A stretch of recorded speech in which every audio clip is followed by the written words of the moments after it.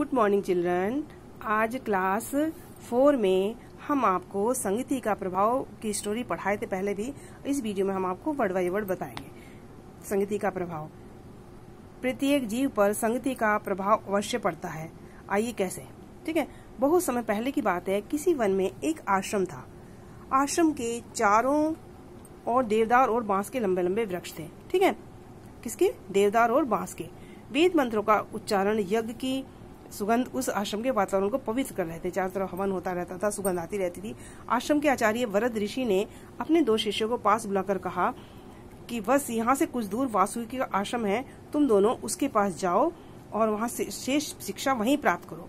गुरु से आगे लेकर शिष्य यात्रा पर निकल पड़े, है ना। उनसे आगे ली और वे शिक्षा ग्रहण करने के लिए वहाँ चले गए, वासुकी गुरु के पास जाने लगे। अभी वे कुछ दूर गए थे कि उन्होंने एक तोते बेचने वाला दिखाई दिया। उन्होंने पास जाकर एक तोते का दाम पूछा। तोते बेचने वाले ने कहा इसका मूल्य 5 रुपए है। फिर दूसरा शिष्य बोला दूसरे तोते का क्या दाम है? तोते वाले ने उसका दाम 50 रुपए बताया। तो देखिए कहाँ पे एक शिष्य को बताया 5 रुपए, दूसरे को बताया 50 रुपया। तोते दोनों ने हैरानी से पूछा, हैरानी कहते हैं आश्चर्य से पूछा कि एक 5 रुपए का, दूसरा 50 रुपए का, आखिर ऐसा क्यों? तो तोते वाला मुस्कुराकर बोला लो खुद ही जान लो इस अंतर का क्या कारण है। तो तभी मधुर वाणी में हरे राम उसने जो था कि लो खुद जान लो इसका क्या कारण है। ठीक है, तो इस अंतर का क्या कारण है, ऐसा कहकर उसने महंगे तोते को कहा कुछ बोलो ज्ञानमणि, शांत क्यों बैठे हो? तभी वह मधुर वाणी में, मधुर आवाज में हरे राम बोलने लगा। तब दूसरे तोते को कहा अरे दुर्मुख, तुम भी तो मुख खोलो। इतना सुनते ही उसने अपशब्द की झड़ी लगा दी। अपशब्द कहने हो गया बुरे शब्द की। तो दोनों शिष्य जो थे बहुत हैरान हुए, तोतों की वाणी में अंतर का कारण ना समझ सके। तो वे गुरु वासुकी के आश्रम पहुंच गए। पहुंचकर वहां दोनों शिष्य ने आचार्य को अपने आने का कारण बताया।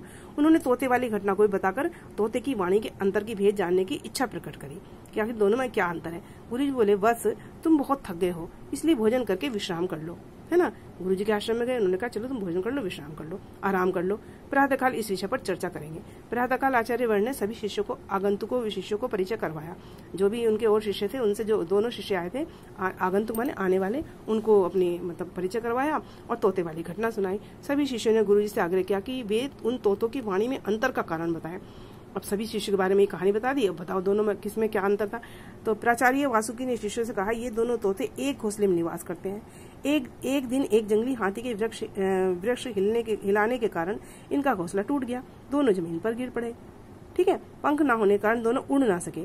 तभी एक बुरा व्यक्ति जो अपशब्द बोल रहा था एक तोते को अपने साथ उठा कर ले गया। थोड़ी देर बाद वहां से एक संत गुजरे, हरे राम का भजन कर रहे थे। तभी उनकी नजर में दूसरे तोते पर पड़ी। वह उसे उठाकर अपने साथ ले गए। अब गुरुजी ने उन दोनों आगंतुक शिष्यों से एक की ओर इशारा करके कहा प्रिय शिष्य, तुम इस भिन्नता का कारण बताओ। शिष्य ने खड़े होकर उत्तर दिया गुरुवर, दोनों एक ही माता की संतान हैं। दोनों एक ही घोंसले में कुछ समय बिताया, किंतु कुछ समय के पश्चात एक को अच्छी संगति, अच्छे संत का साथ मिला और दूसरी उसकी वाणी मधुर बनी। दूसरे बुरे व्यक्ति की संगति मिली और वह अपशब्द बोलना सीख गया। गुरुजी ने उसकी पीठ थपथपाई, उसे बहुत शाबाशी दिया और सब शिष्यों को समझाया कि यह सबक, यह सीख पूरी मानव जाति को याद रखना चाहिए कि हम जैसी संगति में रहते हैं हमारा व्यवहार वैसा ही हो जाता है। शिष्यों, सदैव सज्जन की संगति में रहना चाहिए।